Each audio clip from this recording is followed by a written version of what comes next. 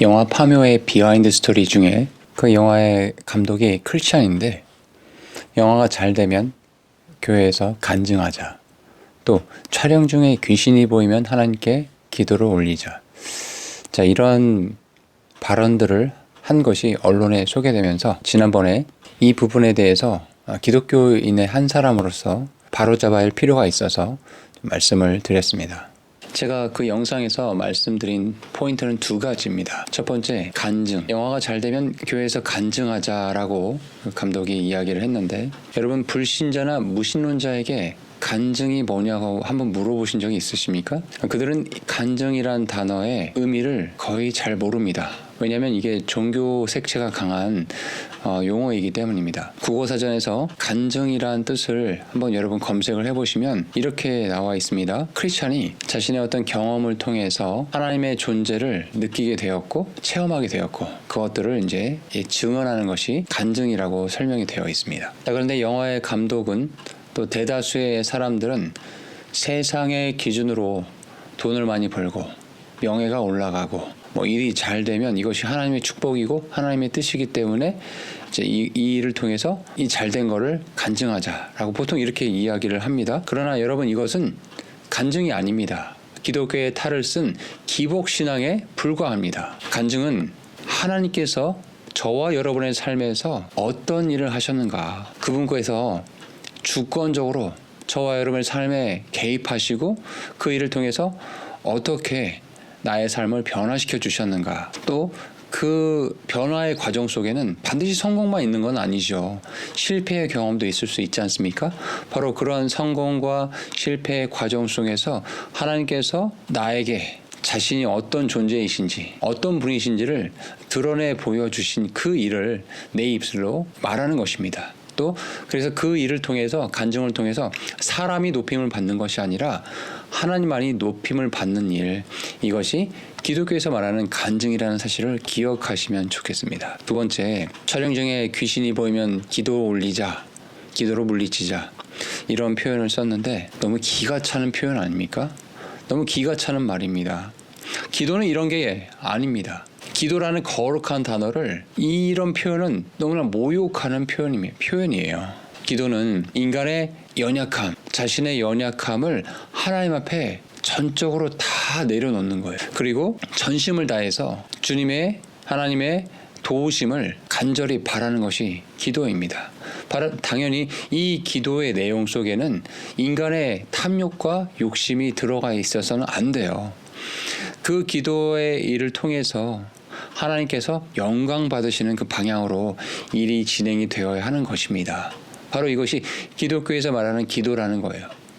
그런데 간증과 기도, 이 거룩하고 참 아름다운 이 단어를 너무나 쉽게 사람들이 사용하고 오용하고, 특별히 크리스찬이라는 사람들이 너무 저급한 수준으로 이런 말들을 사용하고 있었기에 제가 좀 도움을 드리고자 그런 영상을 찍고 말씀을 드렸습니다.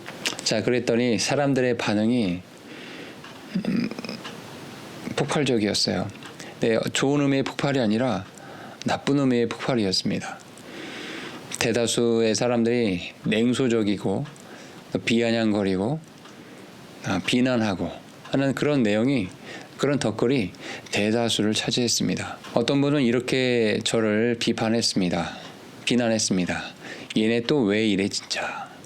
사막 미신, 사막 잡신교가 샤머니즘을 운운하다니 크크크. 지나가던 동네 개가 웃는다. 이렇게 비판의 일색인 덧글들로 인해서 좀 마음이 어려운 측면이 있었는데, 제가 그래도 그분들의 질문에 대해서 하나하나 정성스럽게 또 예의 바르게 다 대부분 답글을 남겨드렸습니다.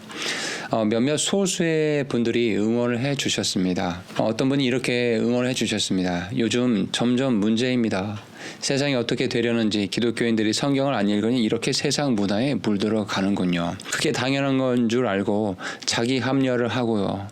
저희 교회도 파묘를 보고 왔다고 재밌다고 하는 사람들을 보고 속으로 혀를 찼습니다. 그분들도 평소에 성경과 기도를 멀리 하시던데 그저 종교 생활을 하는 기독교인들이 많아지니 큰일이네요. 결국 천국으로 가는 건 종교인이 아닌 예수님을 나의 구원주로 믿고 말씀과 기도로 나아가는 기독교인데 세상이 살기 좋아지고 편해질수록 인간이란 점점 하나님과 예수님과 멀어지는 것 같습니다. 이렇게 안타까운 이야기도 하시면서 저의 영상에 응원을 해주셨습니다. 참 감사를 드립니다. 자, 그 여러 댓글들 중에 오늘 이 영상을 통해서 여러분들과 함께 나누고 싶은 주제가 있어서 이번 영상을 찍게 되었습니다. 자, 어떤 분이 이렇게 길게 댓글을 남겨주셨어요. 그분의 내용을 제가 빠짐없이 읽어드리고 제 생각을 후반부에 말씀드리도록 하겠습니다. 그분의 댓글의 내용이 이렇습니다. 말씀하시는 내용이나 영화 가지고 뭐라고 하시는 걸 보니 기독교적인 면에서 상당히 보수적인 분 같습니다. 네. 좀 그렇게 느끼셨나 봐요. 그리고 모든 댓글에 침착한 태도로 답변을 달고 있는 모습을 보니 비기독교인으로서 묻고 싶은 것이 있습니다.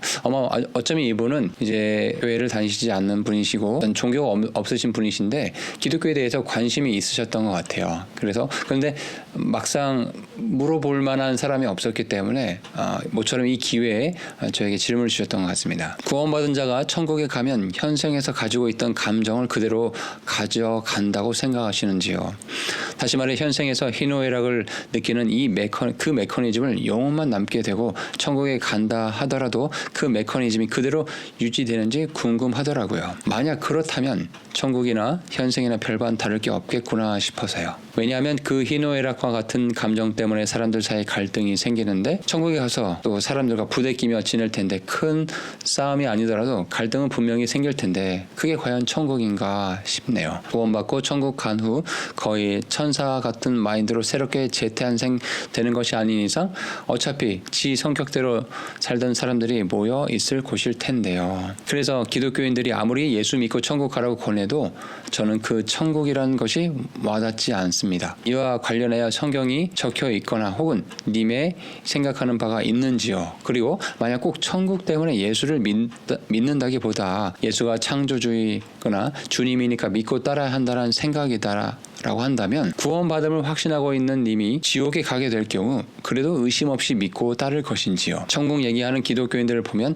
항상 묻고 싶었던 말이에요. 결국 구원 못 받고 지옥 가게 되면 그때에도 배신감은 전혀 없이 그 믿음이 흔들리지 않을 것 같냐고. 저는 이분의 이 댓글을 보면서 참 기독교인은 아니시지만 참 생각이 있으신 분이다.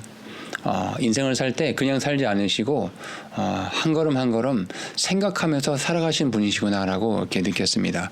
이분의 질문을 두 가지로 요약해 볼 수 있습니다. 첫 번째, 구원받은 자가 천국에 가면 현생에서 가지고 있는 감정 이런 것들을 그대로 가지고 가는 거냐라고 물어보셨고, 두 번째는 구원받음을 이렇게 확신하고 있는데 혹시라도 지옥에 가게 될 경우에 그래도 의심 없이 계속 믿고 기독교의 믿음을 믿고 따를 것이냐라고 이렇게 물어보셨습니다. 자, 이 질문에 대해서 제 생각과 또 성경에 있는 말씀들을 통해서 답변을 드리도록 하겠습니다. 먼저 천국에서의 인간의 존재는 어떤 모습인가에 대해서 말씀을 드리도록 하겠습니다. 자, 천국의 개념과 죽음 이후에 인간 존재 상태는 기독교 신학에 있어서 핵심이며 또 신자들에게 희망과 확신을 제공합니다. 먼저 첫 번째 기억하셔야 할 사실이 있어요. 천국은 실제하는 장소라는 사실을 기억하셔야 됩니다. 어떤 분들은 마음이 평안한 것이 천국이다. 또 성경에 나온 천국도 비유적이고 추상적인 그런 은유적인 문학적인 표현에 불과하다라고 말씀하신 분들이 있는데 그렇지 않습니다. 예수님께서 성경에 기록해 주신 이 천국은 실제로 존재하는 장소를 말씀해 주신 것이라는 걸 반드시 기억하셔야 됩니다. 성도가 죽어서 가는 그 천국은 디모데후서 4장 18절에 하늘왕국 Heavenly Kingdom이라고 기록이 되어 있습니다. 주께서 나를 모든 악한 일에서 구출하시고 자신의 하늘 왕국에 이르기까지 나를 보존하시리니 그분께 영광이 영원 무궁토록 있기를 원하노라. 아멘. 자, 그러면 성경은 천국에서 이제 신자들이 어떻게 생활할 것인가 궁금하죠? 말씀의 몇 가지 구절을 통해서 우리가 생각해 볼 수 있습니다. 첫 번째 고린도전서 15장 42절 44절에 가보시면 지금 우리가 갖고 있는 이 육신과 천국에서 그 구원받은 사람들이 입고 있는 이 육신이 다르다라는 것을 말씀해주고 있습니다. 즉 지상에서의 이런 인간의 삶 가운데 느꼈던 고통과 감정적인 괴로움, 죄, 어떤 제약된 것들 이런 것들에서 벗어나서 변화된 존재로 그 천국의 삶을 살 것이라는 것을 성경에서 약속하고 있다는 사실을 기억하시기 바랍니다. 고린도전서 15장 42절에서 44절의 말씀 제가 읽어드리겠습니다. 죽은 자들의 부활도 이와 같으니 그것은 썩는 것 가운데서 뿌려지고 썩지 않는 것 가운데서 일으켜지며 수치 가운데서 뿌려지고 영광 가운데 일으켜지며 연약함 가운데서 뿌려지고 권능 가운데 일으켜지며 본성에 속한 몸으로 뿌려지고 영에 속한 몸으로 일으켜지나니 본성에 속한 몸이 있고 영에 속한 몸이 있느니라 라고 말씀하고 있습니다. 여기 마지막 읽어드렸던 본성에 속한 몸이 있고 영에 속한 몸이 있다라고 성경은 분명히 말씀을 하고 있습니다. 자, 이 말씀에 따르면 인간의 육신은 썩지 아니하는 것, 영광과 능력과 영으로 다시 살아날 것을 약속해주고 있다는 것입니다. 자, 이러한 변화는 현재 우리 가지고 있는 이 몸의 신체적인 또 정서적인 한계를 넘어서는 상태를 의미하면서 지상에서의 기억으로 인한 고통과 슬픔이 우리의 하늘 존재를 더럽힐 수 없음을 약속하고 있다라고 이 말씀을 보시면 됩니다. 또한 방금 말씀드린 것처럼 본성에 속한 몸이 있고 영에 속한 몸이 있다고 말씀하셨어요. 즉 지금 우리가 입고 있는 이 몸과는 차원이 다른 새로운 몸, 영화로운 몸, 영에 속한 몸을 덧입혀 주신다고 성경이 분명하게 약속하고 있습니다. 마태복음 22장 30절에도 부활 때에는 그들이 장가가지도 시집가지도 아니하며 지금의 이 세상에서 시스템하고는 다른 시스템이 적용된다는 말씀이죠. 하늘에 있는 하나님의 천사들과 같으리라 라고 예수님께서 약속을 해주셨습니다. 자, 또한 인간의 어떤 이 현 세상에서 가졌던 부정적인 것들, 슬픔들, 아픔들 이런 것들이 천국에도 유지가 되냐? 그렇지 않다라고 말씀하고 있거든요. 요한계시록 21장 4절에 하나님께서 그들의 눈에서 모든 눈물을 닦아주실 것을 약속하셨습니다. 더 이상 사망이 슬픔과 울부짖음과 아픔이 없을 것을 분명하게 약속해주고 계십니다. 이 구절은 이 세상에서 느꼈던 여러 가지 부정적인 측면의 일들이 더 이상 고통을 일으키지 않는 우리의 감정 상태의 심오한 변화를 약속해주고 있다라고 우리가 생각해 볼 수 있습니다. 자, 두 번째 질문. 자, 그러면 그런 천국의 소망을 두고 이 땅을 살아가는 소위 말하는 구원받은 사람들. 자, 그런데 구원의 확신을 갖고 나는 반드시 죽으면 천국 갈 거다라고 이런 확신을 갖고 살아가고 있는데 혹시라도 지옥에 가게 되는 경우가 생기면 어떡하냐.